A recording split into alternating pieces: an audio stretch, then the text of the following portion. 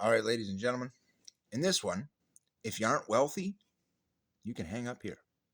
Not that I'm hoity toity, I'm not wealthy. This one's for you guys because the last video I described on how we can fix the financial system. So I just wanted to explain something quickly. Now, in finances, as you know, if you're a Canadian citizen or an American citizen or anywhere else in the world and you're wealthy, you've built up your money in that country. Your family has built up your money in that country. That wealth has been there for a long time, if it's old money. Let's say you're a billionaire and you decide today that you want to take $100 million of our printed money. Now, it gets complex with digital transactions, and it's really one of the reasons why a lot of people like them, because in a global economy, let's say our country has printed money, so have all of the others. Now, when you take that $100 million physical money, you hold that cash and you export it from the system, I would shoot you in the head if I were king, right there, because you've removed it. And we can't just print more without destabilizing our economy. It's not like you've got it and you've got it invested here. No, you've removed it from the economy. Who are you to do that? You wealthy folks have real power in an economy just by virtue of the fact that you could purchase that much currency in one shot and move it, physically move it. That would be enough. You've removed it from the economy. And it seems to me that a lot of wealthy people really don't pay attention to what they're doing in a global sense. They just aren't used to it. It's not like something they're taught, it's more like make the money. That's what they're taught, and how to do that. And well, that's one thing. But once you have it, it's like any level of power. It comes with some level of responsibility. And the more power you have, the more responsibility you have to demonstrate, because the more you bear, whether you like it or not. It's simple math. So, given that, allow me to explain a current situation that we're suffering from in a lot of countries right now, financially speaking. And it's really messing things up. So let's say that you make $1 billion a year. You're very, very wealthy. You own a major company, and that company is making that money. All right, fair enough. Well, that money is in the economy and is an invested piece of the country. That's good. Now, you selling that asset to a foreign interest is an act of treason. If I were king, I would shoot you to the head, unless you had offered it to the crown first, and we said no. Well, it's your right to sell it, but as if your first choice was to sell it to a foreign interest, just because it paid you more money. There's some really greedy shit that happens that really messes with countries. I mean, these countries don't necessarily want you selling off the assets that have been built there. I can't blame them. If it was my country's assets, I wouldn't want you selling them off either. So this is why this video is for the wealthy folks. This is a discussion about a lot of things here. And it's not really not a discussion. It's just a statement of facts. So the next one goes like this. These are just points for you folks to consider if you care and you're wealthy and you're moving forward. I'm not even wealthy enough to own decent lighting, or a decent camera, but I understand these things. They're basic. You might ask who I am. My name's Keith Daniel Robinson, Crown Prince of Canada. By technicality, the Queen made me that. My country doesn't want a king, or I'd be sitting on the throne. And I do understand a thing or two about economy, sir. I helped engineer ours in the 80s. And that turned us from being a bankrupt country to one of the wealthiest in the world. So I'm even better than Mr. Trump, technically speaking, at making countries wealthy, although he is real good. He's good. That's why they made him president the first time, because they needed him. Wealthy people can do a lot of good in the world, but you can also screw things up real fast just by being stupid, by making one bad decision. When it's a big enough decision, you could affect all of us. So let me explain something else to you, sir. Every one of these countries has wealthy, middle class, and poor people, okay? And there is a distribution of wealth. You've heard of that. Certainly you're aware that when you have that level of wealth, that's not necessarily a bad thing. See what I mean? The light just died. It's cool. It's just the battery. But when you have a scenario where we have this limited number of dollars that we can print and work with, whether it's digital or not. We can't account for more than is there. We're not allowed to do that. That destabilizes our currency and devalues it. At the same time, if we print more money, it destabilizes the currency and devalues it. Now, when a wealthy person hoards money, you are taking out of that system a disproportional amount of that distributed cash because there's only so much to go around. It's simple math. Now, one wealthy person becoming a billionaire in a country that makes trillions of dollars a year and has that in its economy is okay. But when you have 100 people doing that, it gets to be a problem because now we have all these people drawing all this money out of our economy and dumping it willy-nilly wherever they want. Then we as a nation, to stabilize our economy, have to literally do a currency exchange with them where we buy back our currency. The physical currency, us, because sometimes that actually happens. Currency travels out of the country with you folks. Our poor folk, our middle class folk, they're not really traveling. That money stays in the economy. Well, I don't know if you're aware of this, and I'm sure most of you are, that it's really important that that money stay in our economy.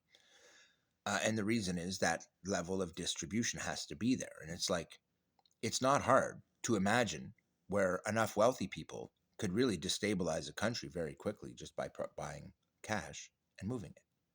That would be it. Ruin them. At the same time, you could build one up pretty effectively by bringing some in. Well, that doesn't really work that way. That economy has to grow on its own. I know it sounds complicated, but if I just dump on them a whole bunch of our printed currency, well, they can spend it, but other than being able to buy stuff with it, it doesn't magically turn their economy up overnight. That just doesn't work like that. They can't just print more money now because they have some. Um, it's kind of weird like that. The world is pretty picky about how you print currency, and I don't blame them. But this is why, because it's all a calculated system, and there has to be that level of distribution and control. Now, this is the problem.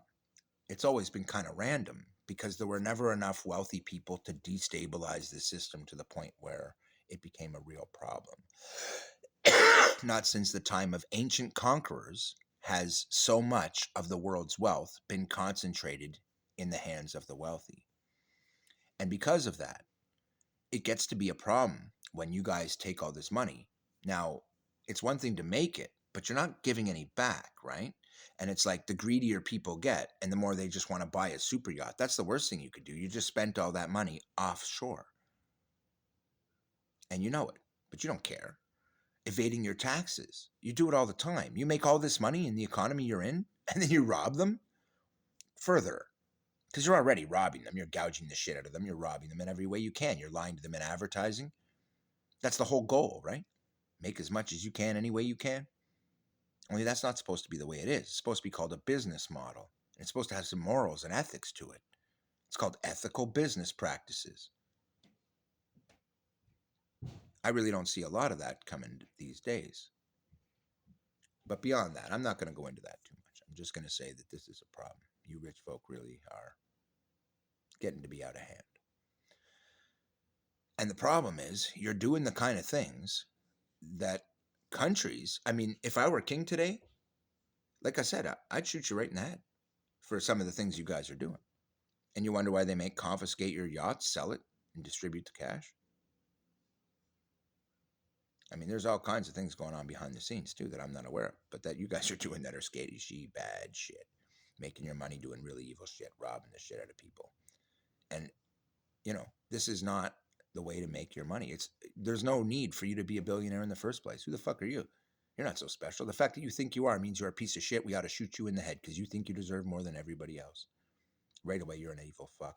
One selfish piece of shit. You're surrounded by people and you matter more than any of them. You die, motherfucker. Right here and right now. I wouldn't support you. I wouldn't give you my money. I wouldn't make you wealthy. And this is the problem. Countries have to realize business allows people to make money, and it could be anybody. And anybody who's mastered the financial system and had money to start with can make money in it easily. And here's the problem with that. if you are taught to manage your money young and you are given money, which a lot of these wealthy people are, I mean, that's how that works. It's easy for you. You really don't realize how challenging it is to make money or what it's like for the poor people. And the more that money is sucked out of that, and the more the proportions switch, where they have a higher and higher proportion of the wealth, that's bad. That's not actually good for the economy. I don't know if you knew this, but the people you wealthy people directly are making your money off are the middle class. So you don't really give a shit about the poor. It's always been that way since the middle class really existed, because those are the ones really that are serving the wealthy, building everything for them, all that stuff. And that's why they get paid so well, because they work for the rich folk who can afford to pay them well. If they worked for me, they wouldn't get paid shit because I don't have any money. But that's my point. So let's talk for a minute about how this really works, because in the end, these people are taking a disproportionate advantage for no reason. They really don't have the right to do that. We're all here together, man. And if they don't understand that, allow me to explain to you how it works. So you rely on the middle class. But the middle class, well, who do you think they're relying on? Not the poor. No, you're right. But, well, they are. Because middle class people really are only one step away from being poor. And people are all the same, you piece of shit. There is no draw line there where suddenly poor people are scumbags and people who have more money aren't. That's not how that works. It's good and evil. And if you don't understand that, well, then you're a scumbag and we ought to just shoot you in the head because you're evil. I served. I'm old fashioned. I really do believe that people who are evil shouldn't be allowed to have any form of power in the world. We need to just kill them and that's it. You fight evil. When it crops up, that's what it says. Why would you feed it? How stupid is that? Anyway, so my philosophy on this is a little different. And I've laid out what I think we need to do. And well, guaranteed income is definitely the path there. Certainly, that's not something I'm going to talk to wealthy people about helping the poor, because that's really in their best interest. But allow me to explain the way it works. If the poor have money, they feed the economy big time because they spend it. I don't know if you knew this, but the middle class, they're the toughest ones to get money out of, and they're the smartest about how they spend it, of anybody. The rich are pretty free about how they spend it because they got lots of it. The poor barely spend it because they got none of it. The middle class works so hard for it, they don't want to fucking spend it. They only want to spend it on what they really want. And you got to work your ass off to really appeal to them. And lots of you will go bankrupt trying. Isn't that a fucking stupid system? If you're rich and want to make money, what are you, retarded? No, do what I'm telling you. Guaranteed income. You give the poor people money, and they're banging out dollar bills all the time. Trust me, because they have to. Life is expensive. And all those people spending that money in the economy guarantees in a country with the population that they have a flow of money that doesn't stop, that's stable, because they'll have a population. And if every member of that country has that money, well, then the economy is by definition banging. And y'all make real money. And there's more money in the system because we'll have to print money to make that happen. And still have enough to work with.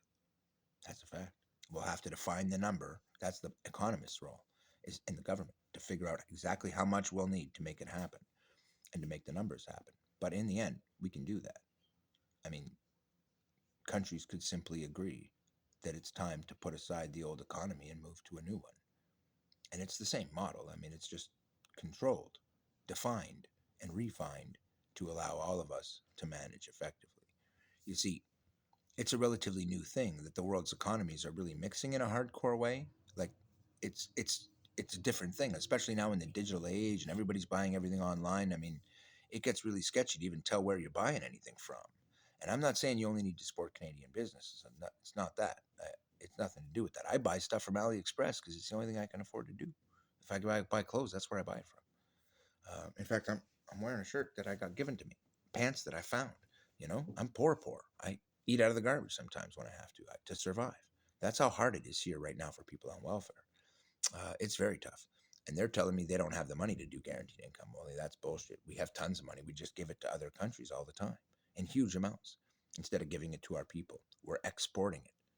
And we shouldn't be doing that. We have no right to do that. That money needs to stay in our economy for a while so that our people can be built up, and then our economy will be permanently stabilized because our people will have money. And as long as we keep doing that, keep giving that money to every kid that gets born, we maintain it. And as long as we maintain it, it'll stay a stable, growing economy that'll never stop growing because we keep having kids, keep immigrating. People keep immigrating. Add those two together. What do we get? A wealthy economy. And you rich folk, you're going to be richer than you ever imagined. Ain't that the ticket? Ain't that what you want? To be richer? Not only that, you know how easy it is to make money in an economy where everybody's got money and everybody's spending it? Think about it, man. Just do it. Be like Nike.